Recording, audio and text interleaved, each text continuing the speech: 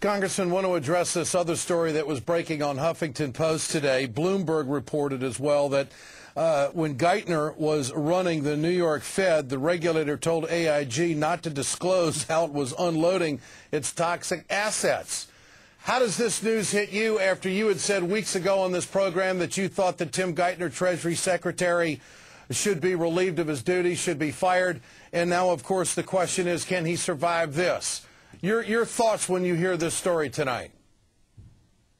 Well, I haven't read it yet, but I mean, there've been, outrage after outrage after outrage. The article in the Wall Street Journal just before Christmas about how Goldman was selling people what they knew were bad assets, but at the same time, they were betting against those assets, and they made a lot of money doing that. Then Goldman got all of their bad bets paid off 100% by AIG, which is what brought me to raise the issue of Secretary Geithner's competence back then a couple of months ago on your show.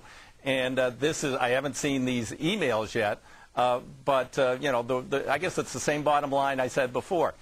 He was hired because Wall Street was comfortable with him. I want a Treasury Secretary that Wall Street isn't comfortable with, because I'm not comfortable with Wall Street, and they aren't doing any good for average American people or the real economy in this country. That the New York Fed, the regulator, told AIG not to disclose how it was unloading its toxic assets because it would be repaid with bailout money.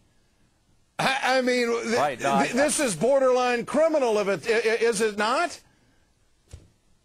I've got to read it, Ed. I haven't read it yet, so I can't really, I just heard about it on your show. Breaking news to me. Haven't read the Huffington Post today. Been kind of busy doing other stuff out here in Oregon. I'm as far away as you can be from Washington right now and be in the lower 48, and I'm happy to be here.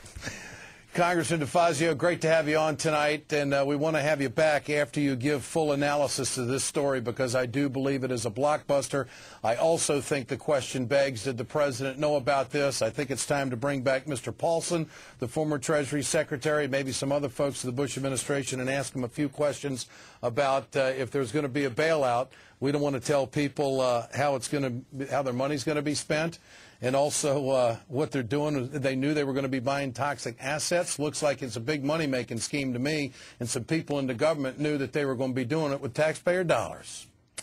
I think that's why we have a Congress.